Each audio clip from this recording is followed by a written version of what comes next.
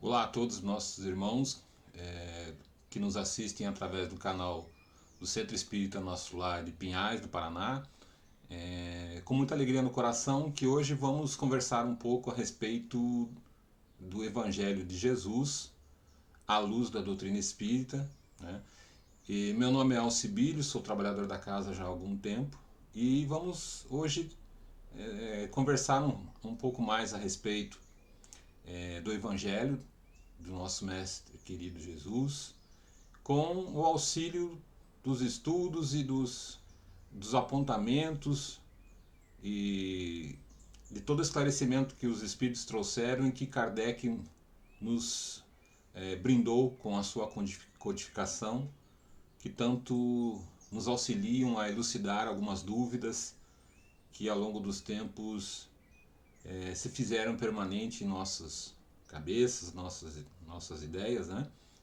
Então, que Deus nos abençoe sempre e que possamos nesses instantes poder refletir a respeito desses ensinos.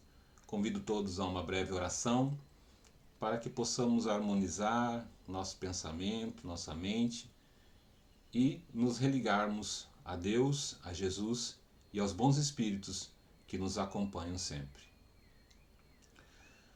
Querido Mestre Jesus, pedimos sua permissão, a sua orientação, o seu apoio para esta atividade, agradecendo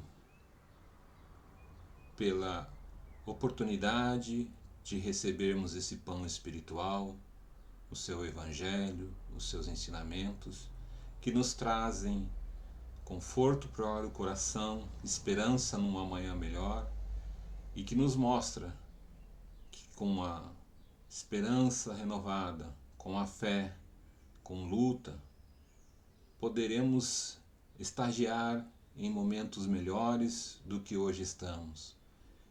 Que jamais devemos deixar de acreditar que as dores que enfrentamos são passageiras, mas necessárias ao nosso aperfeiçoamento. Que a tua luz recaia sobre cada um de nós, invada nossas casas e ilumine a cada um de nossos amigos, irmãos, parentes, e que todos sejam abençoados com o teu amor. Que assim seja. Então hoje vamos conversar um pouco sobre o capítulo 18 do Evangelho segundo o Espiritismo, que tem como tema muitos os chamados, poucos os escolhidos. Nós vamos tratar principalmente dos itens 1 e 2, que se referem à parábola do festim de bodas. E é interessante que essa parábola ela é muito completa, no sentido de nos mostrar o caminho que nós estamos percorrendo e nos mostra qual será o desfecho dessa nossa caminhada,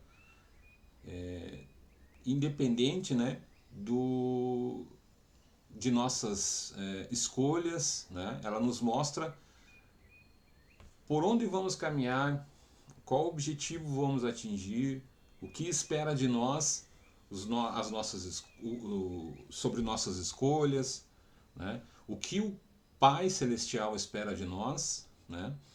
Então ela é muito rica e ao mesmo tempo ela, se não for bem estudada, não for analisada, ela nos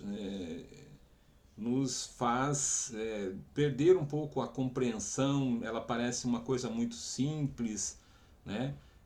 Que a gente até vai ver nos comentários de Kardec, mas ao mesmo tempo ela é riquíssima em nos mostrar a necessidade de que nós temos de ouvir os ensinamentos do Cristo, compreender o que o Pai Celestial quer de nós e que possamos saber escolher esse caminho e o que os bons espíritos estão tentando nos mostrar que, que podemos seguir com tranquilidade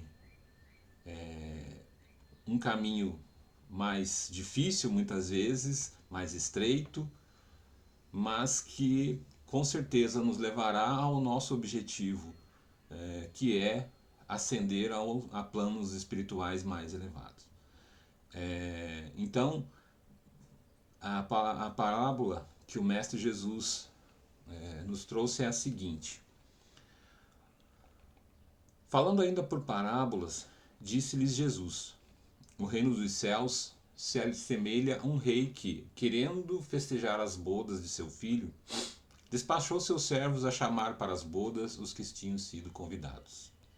Estes, porém, recusaram ir. O rei despachou outros servos com a ordem de dizer da sua parte aos convidados: preparei o meu jantar, mandei matar os meus bois e todos os meus cevados. Tudo está pronto. Vinde às bodas. Eles, porém, sem se incomodarem com isso, lá se foram, um para sua casa de campo, outro para seu negócio.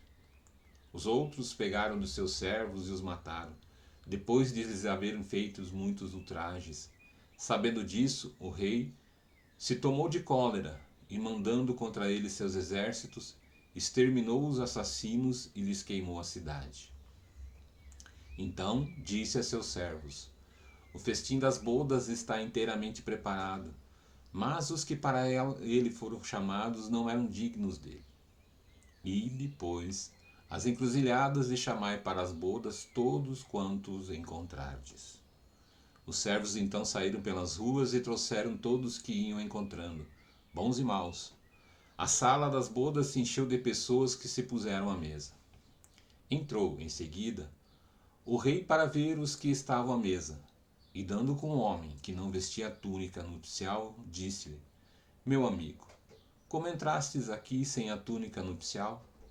O homem guardou silêncio.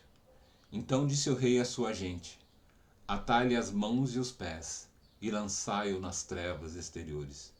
Aí é que haverá prantos e ranger de dentes, porquanto muito há chamados, mas poucos escolhidos. Essa versão dessa parábola do festim de bodas está em Mateus, capítulo 22, versículo 1 a 14.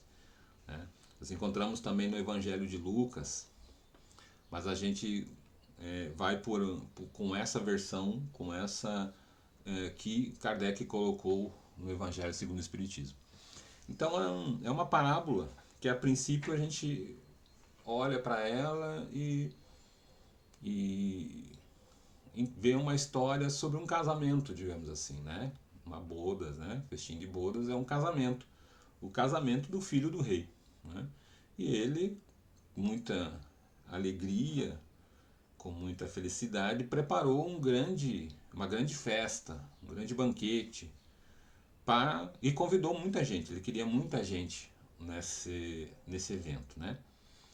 E então, assim, é uma história que aparentemente até o próprio Kardec coloca isso na sequência do estudo dessa parábola, que parece assim muito ingênua, porque a gente mesmo, né, quando é convidado para um casamento, a gente tem uma alegria, nossa, um casamento, uma coisa boa, a gente muito dificilmente vai negar um convite para participar de um casamento, né? Então a gente se prepara, escolhe uma boa roupa para poder participar, né? E no dia marcado a gente comparece, né? A não ser que ocorra algum fato muito grave, alguma coisa assim. Mas senão a gente vai e participar. E jamais pensaria em ter tanta resistência à participação de um evento assim, né? Muito menos, como diz o próprio Kardec na sua análise, né? Como é que chegaria ao ponto de você massacrar ou maltratar aquele que está te trazendo o convite para participar dessa festa? Então, parece que não faz muito sentido, né? Então, por isso que ao mesmo tempo ela parece tão simples, mas ela, na verdade, ela tem um significado muito grande. Primeiro, então, para a gente compreender o que tá querendo Jesus nos dizer, sobre isso, a gente tem que compreender o que é uma parábola, né? Porque senão a gente não consegue extrair dela o verdadeiro ensino, né? Então, parábola, na sua acepção geral do termo, ela é uma narrativa que te traz o objetivo de transmitir algumas verdades, né? Algumas coisas que muitas vezes não que precisam ali ter uma certa compreensão, precisa se ir a fundo um pouquinho mais para se compreender o que realmente está sendo falado ali, né? Então Jesus ele se utilizava muito desse tipo de elemento, porque para aqueles que estavam tentando ouvir ansiosamente, ali, tentando compreender o que ele estava falando, a parábola era um excelente meio dele explicar melhor e elucidar mais os temas que ele estava abordando, porque muitas vezes as pessoas não teriam uma compreensão mais fácil se não fosse através de parábolas. Eles não iam entender o que ele estava querendo passar. Então ele utilizava bastante desse recurso, né? Então a parábola ela precisa ser analisada no seu contexto, não pode simplesmente pegar a forma, porque se você pegar ali só no plano raso, você não vai conseguir compreender o que realmente ele está querendo passar. Porque a princípio o que você entende? Nossa, é uma história sobre um pessoal que brigou, bateu, matou, machucou e não queria de jeito nenhum participar de um casamento, né? Mas vamos lá, vamos mais à frente para a gente entender o que é. A primeira comparação que Jesus faz, né, nessa parábola, ele nos diz que o reino dos céus se compara a um festim de bodas preparado por um rei. Então aqui, quem é o rei que está preparando esse festim? É Deus. Está preparando uma festividade para nós, que seríamos os convidados, digamos assim, né? E quem que é o que está casando, digamos assim? Seria as bodas de Jesus com a humanidade, né? Seria o casamento de Jesus com a humanidade, algo que até era há muito tempo esperado pelos povos que acreditavam no Deus único, né? Os próprios hebreus, né? Então, e por que ele faz essa comparação do reino dos céus com um festim, né? Com uma festividade de casamento, digamos assim?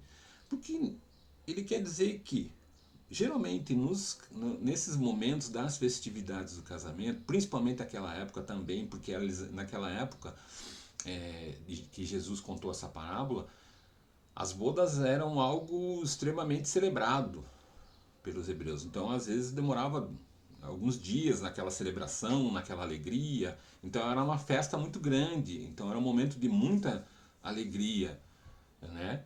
E o que ele quer colocar é que realmente o reino dos céus é uma alegria. É,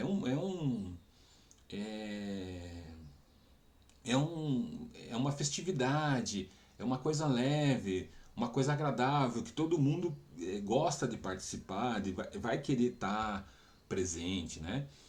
E também porque o casamento geralmente ele é celebrado, ele celebra essa união mais íntima entre os seres humanos, né? Então, dois seres estão se casando para se juntarem, para vivenciar uma união que, que é para ser duradoura, que é para ser para a vida inteira, né? Então é um momento ali muito importante na vida das pessoas, é algo para a vida inteira um casamento, né?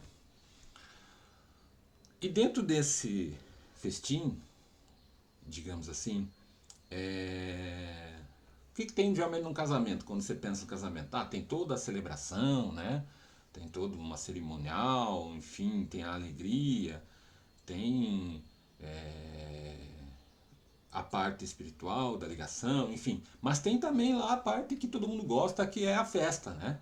A festa do casamento. E na festa do casamento que você pensa, opa, tem coisa boa para comer, né? Tem iguarias lá que eu vou me deliciar com os docinhos, né? Que às vezes dá até briga por causa dos docinhos, mas tem lá muita coisa boa, geralmente, num casamento, né? Mas então, nesse festim de bodas, nessa celebração, o que é a iguaria que que os espíritos ou que aqueles convidados para essas bodas iriam saborear, digamos assim. Seriam os ensinos espirituais, né? Os conhecimentos da vida eterna, da vida espiritual. Então são coisas que viriam satisfazer não nosso paladar ou nosso apetite, né? Mas sim nos trazer fortalecimento para o corpo, para o espírito, para manter forte e vivo o espírito, né? Então Jesus faz essa comparação, porque o reino dos céus é tudo alegria, é tudo ventura, é uma festa de alegria, de amor, de paz, de fraternidade, né? Então ele está nos mostrando ali que nós estamos num momento muito importante, né? Seria um momento muito importante para os espíritos, né? Para aproveitar, né? E quem foram os primeiros convidados que eles falam? Os primeiros convidados seriam os hebreus, né? Tá no livro dos Espíritos explicando isso, no Evangelho segundo o Espiritismo está sendo explicado isso, Kardec nos explica. Os primeiros convidados seriam os hebreus que foram chamados por Deus para conhecimento de sua lei, através de Moisés, através dos profetas, né? Então, eles foram os primeiros convidados para esse banquete, né? E eles aceitaram essa questão do Deus único, que eles seriam o povo eleito. Só que a compreensão deles foi muito literal também, né? Então eles entenderam que Deus era único, ponto. Mas essa questão deles serem o povo eleito, eles levaram ao pé da letra. E levaram dentro do ponto de vista material. Eles não conseguiram ver a questão espiritual nisso. Eles colocaram como se eles fossem ter a supremacia sobre todas as outras nações. E quem foram os primeiros servos? Foram os profetas que foram enviados para alertar sobre a chegada do reino, sobre as mudanças que viriam para a humanidade, sobre a necessidade de se seguir as leis, né, divinas, né, sobre a necessidade dessa mudança nossa, né, na questão da reconstrução interior, né. Nos mostraram qual seria o caminho que deveríamos seguir, né. Muitas vezes eles vieram corrigir alguns erros, nos mostrar os erros que estavam sendo cometidos pela humanidade. E mesmo assim, muitos deles não foram escutados, né? Suas advertências muitas vezes foram menosprezadas, e eles foram atacados, foram sacrificados, foram mortos, né? Então, esses foram os primeiros servos. E os convidados, né? Que, digamos assim, decidiram não participar desse primeiro convite, que disseram, eu não vou nesse casamento porque eu tenho que cuidar dos meus campos, tenho meus negócios para fazer, né? Então não estavam nem aí para aquele chamado, né, que o rei estava convidando. São as pessoas que estão preocupadas só com as coisas materiais, estão absorvidas pelas coisas da terra, estão aqui pensando, meu Deus, eu tenho que comprar tal coisa, eu tenho que comprar uma casa nova, tenho que trabalhar para comprar um carro novo, eu tenho que vestir uma roupa melhor, eu tenho que me alimentar materialmente falando bem, né? Estão preocupados aqui, preciso de coisas mundanas, coisas da terra, né? Então eles falam, não vou dar bola para isso não é importante. Então eles não se preocuparam com as coisas do espírito, não se preocuparam com as ações que eles estavam tomando, né? Eles se conservaram indiferentes às coisas celestiais, né? Então é uma coisa que a gente começa a perguntar: quantos ainda a gente conhece que ainda se escusam de cumprir com as leis divinas, ainda hoje? Quantas pessoas a gente vê que não dá importância à questão espiritual, ao seu cuidado espiritual, ao cuidar de tentar fazer essa religação com o Pai Celestial, né? Quantos ainda temos, né? Quantos apenas ouvem, mas não escutam o que está sendo falado? Quantos ainda veem, mas não enxergam, assim como Jesus dizia, né? Que a gente não ouvia, não enxergava, não prestava atenção nas coisas. Então a gente ainda vê, né? E muitas vezes a gente mesmo acaba por entrar nessa roda viva e acaba se perdendo. Quando a gente se perde, quando a gente se afasta das coisas espirituais, a tendência é a gente encontrar problema, né? A gente precisa tentar sempre andar de mãos dadas com as coisas espirituais, cuidando dos nossos atos, das nossas atitudes, dos nossos pensamentos, das nossas palavras, né?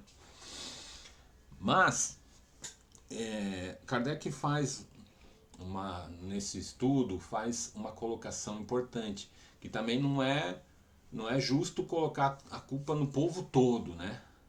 Hebreu naquela época. Mas a gente tem que focar principalmente nos erros e na responsabilidade principalmente dos fariseus e dos saduceus, né? E que acabaram por sacrificar toda a nação por efeito do seu orgulho, das negociatas e do fanatismo, enfim, da incredulidade deles, acabaram por fazer com que toda uma nação, né, que eles conduziam, que eles tinham essa responsabilidade, acabasse se perdendo. E a gente vê o quanto isso gera de dificuldade muitas vezes, o que gerou de dificuldade para o próprio povo hebreu, né? Continuaram escravos, ainda sobre o domínio romano, né? E então levar o Cristo ao Gólgota, né, à crucificação, e acabaram por amealhar problemas ainda maiores para eles, né?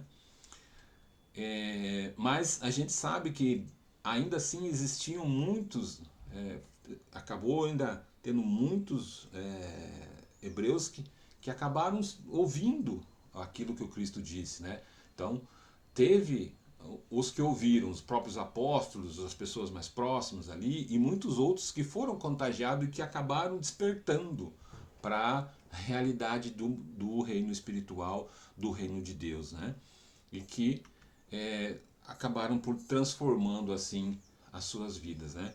Então, na sequência da parábola, né, Jesus diz que o rei se tomou de cólera e, mandando contra ele seus exércitos, exterminou os assassinos e lhes queimou a cidade. Então a gente para analisar e ver como a gente tem que tentar compreender o que a parábola está dizendo, porque a gente não pode aceitar que um Deus sendo justo, né, e bom, né, infinitamente justo e bom, ia mandar exércitos para exterminar as pessoas, aqueles que mataram os profetas, queimar as cidades. Não. Na verdade, o que a parábola está dizendo para nós aqui é que Deus simplesmente vai fazer com que se cumpra a lei. Né? Então, a lei de causa e efeito. Né? Bom, com o seu livre-arbítrio, vocês resolveram não participar. Então, vocês vão ter que arcar com as consequências. Quantos chamados a gente conhece aí que foram feitos, principalmente por Jesus, né? A gente lembra, tem um muito clássico, que vem muito facilmente à mente da gente, que é o chamado de Jesus ao senador Públio Lentulus, né? Em que naquele momento não aceitou o chamado pelo egoísmo, pelo seu orgulho de ser um senador romano, né? Mesmo Jesus tendo curado sua filha, e que acabou tendo que passar muito tempo ainda para poder expurgar toda uma série de dificuldades, todos os erros do orgulho, do egoísmo dele, que o egoísmo e o orgulho dele causaram, né? Enquanto que a esposa dele, Lívia, ascendeu mais rapidamente, né? Ela acabou aceitando o chamado de Jesus, se sacrificou na arena romana e deu um passo, né, espiritual muito maior do que o próprio esposo, né? Então, essa questão também de que queimou a cidade é a questão da purificação. O espírito acaba tendo, bom, então vamos ter que se purificar. E isso é efeito, né, de algo que eu cometi anterior, então eu vou ter que me expurgar através da lei de causa e efeito, né? Em seguida, o rei acaba dizendo, bom, as bodas estão todas prontas, está tudo preparado, então fala para os servos, vai então nas encruzilhadas e chama para as bodas qualquer um que vocês encontrar lá. Chama lá quem vocês encontrar, não importa se é bom ou mal, né? Chama ele e traz para cá. Então, isso quer dizer o quê? Foi feito um novo convite, né? Olha a bondade suprema de Deus aí, né? Bom, vamos fazer um novo convite. E como é que foi feito esse novo convite? Esse novo convite foi feito como? Pelos apóstolos, por Paulo de Tarso, que levou o evangelho para os outros povos, né, para os gentios. Não ficou somente dentro da esfera dos hebreus. Isso se espalha, né? E ainda a gente vê que com o passar dos anos, com o passar dos séculos, ainda há um chamamento. A própria doutrina espírita faz esse chamamento para nós também. Vamos lá, gente, vamos ver o que a gente precisa fazer, precisa melhorar. O reino dos céus está aí, as bodas estão chegando, a gente vai ter que comparecer lá. Então, vamos trabalhar, olha, Deus está chamando a gente, nós temos um convite, o rei está chamando, né, para as bodas. Então, esse convite continua sendo feito, né? Na história, nessa parábola, chega um momento, Jesus conta que o rei entra em seguida para ver quem é que estava lá na mesa, né? Quem que os servos haviam trazido. E ele se depara com uma pessoa que não tinha veste nupcial, ou seja, que não estava trajado da forma correta para as núpcias, né? E ele pergunta, como é que, meu amigo, como que você entrou aqui sem estar trajado adequadamente, sem a veste nupcial, sem a túnica nupcial? E o homem fica em silêncio, não responde. Ou seja, é a mesma coisa com a gente, muitas vezes quando a gente sente culpa, né? Quando a gente vê que cometeu um erro, a gente não tem uma explicação, porque eu cometi um erro, estou errado. Então, o que acontece? Vou ter que reparar. Mas o principal, o que é essa túnica nupcial? Né? O que é?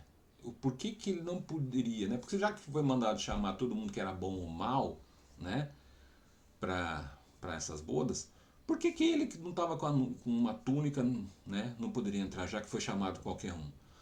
A explicação é a seguinte: ele foi chamado, mas assim como a gente se prepara para um casamento e prepara um terno, prepara um vestido, né, sapatos, enfim, para o festim de bodas do reino dos céus, para as bodas que Jesus está nos falando aqui, para nós adentrarmos ao reino dos céus, nós precisamos ter uma veste adequada.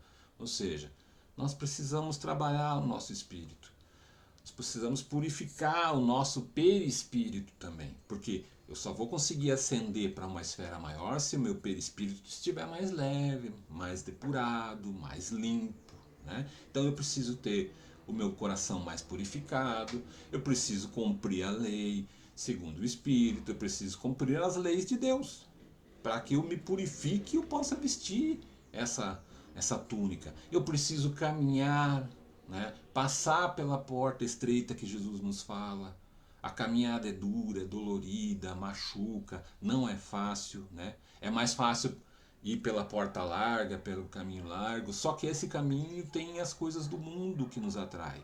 E essas coisas do mundo é que fizeram, por exemplo, os primeiros convidados a se excusar de participar desse festim, né? E não adianta também só chegar lá e ficar falando Senhor, Senhor, né?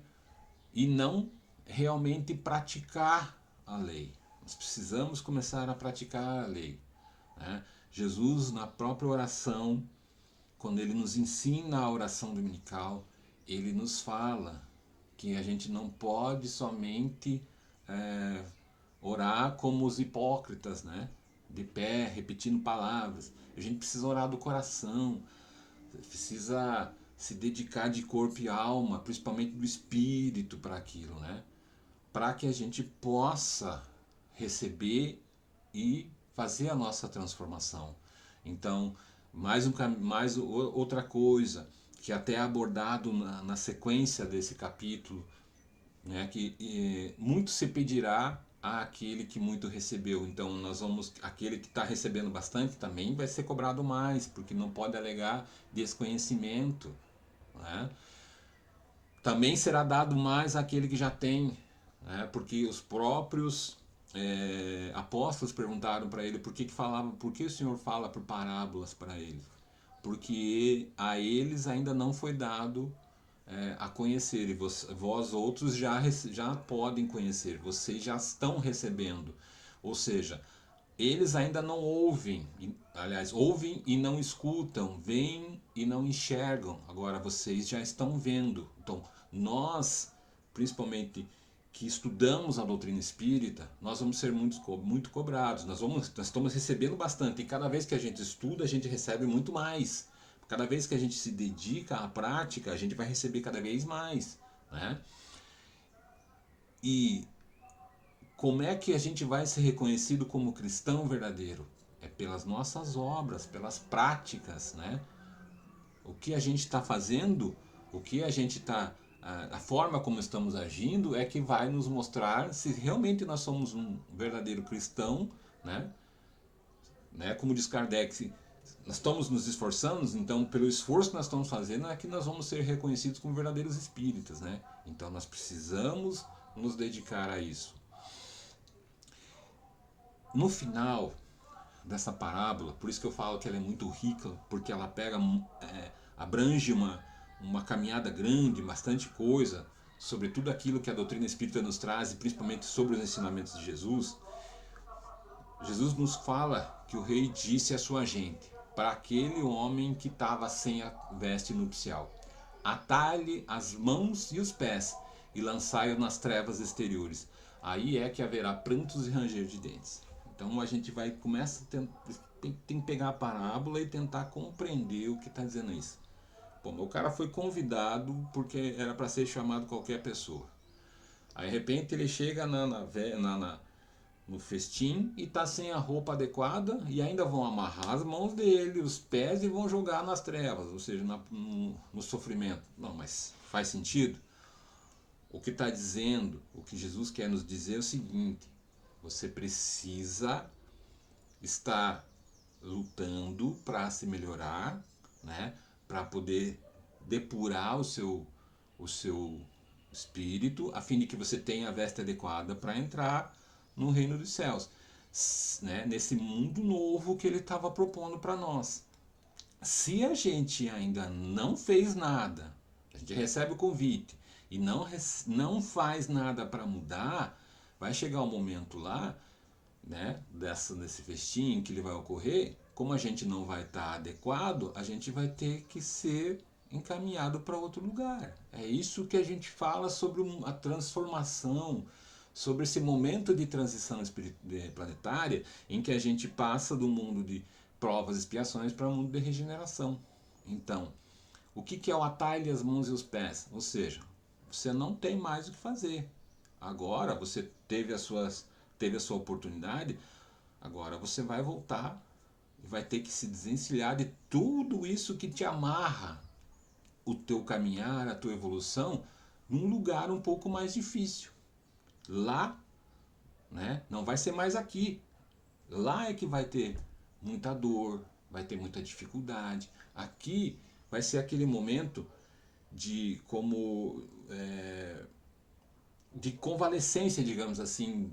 É como se estivesse naquele momento em que aquela pessoa que está doente está em casa, se recuperando agora de todo um processo de tratamento exaustivo de uma doença que ele possuía, né? Então, ele faz uma relação com o exílio espiritual que já aconteceu lá com o pessoal de Capela, né? Que veio para cá, tinha muita saudade, muita tristeza, muito choro, né?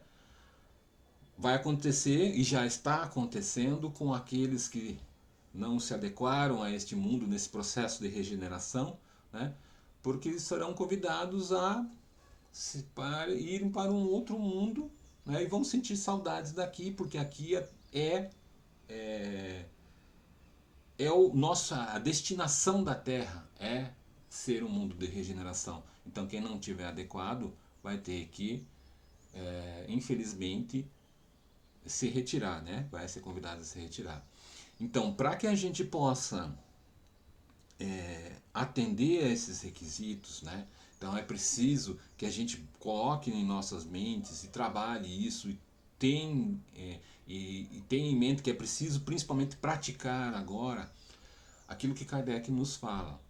Fora da caridade não há salvação.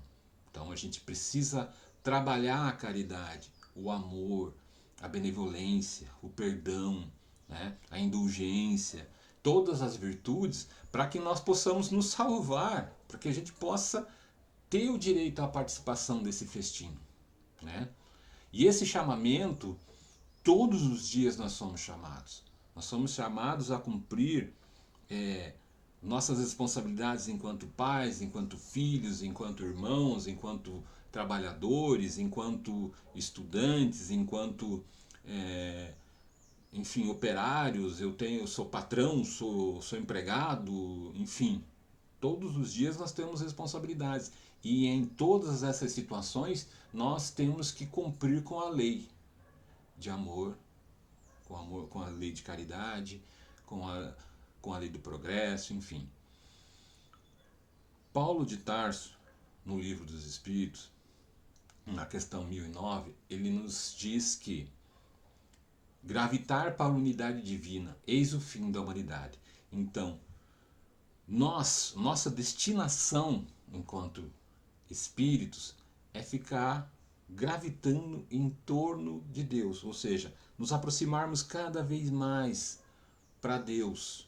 Essa é a nossa destinação. Então, o que nós temos que trabalhar é para isso, né? Nós não estamos aqui destinados a viver das riquezas do mundo. Não, não é o nosso objetivo. A gente precisa do trabalho, das riquezas do mundo, dos elementos do mundo para a nossa evolução. Elas são ferramentas da nossa evolução, mas o objetivo é outro. O objetivo não é ser o melhor no mundo, e sim ser um espírito melhor todos os dias. Então, essa parábola é muito rica no sentido que ela faz a gente ponderar sobre essas questões. Qual a nossa destinação? Para que nós estamos lutando todos os dias? Qual a importância dessa transformação? Qual o objetivo dessa transformação, dessa reconstrução espiritual que nós temos que fazer? Né? Meus irmãos, espero que tenha conseguido passar um pouco algumas questões para que a gente possa refletir sobre essa parábola, né? E pedindo sempre perdão pelas falhas, mas muito satisfeito de ter podido estar aqui nesses instantes com todos vocês. Né? Então, nesse momento, queremos agradecer a Jesus, nosso Mestre amado, aos bons espíritos e principalmente ao Pai Celestial, que nos proporciona todos os dias elementos necessários à nossa evolução e que nunca nos abandona e nunca deixa de cuidar de todos nós. Que Jesus, querido, abençoe a cada um de vocês em seus lares e muito obrigado. Uma boa semana a todos.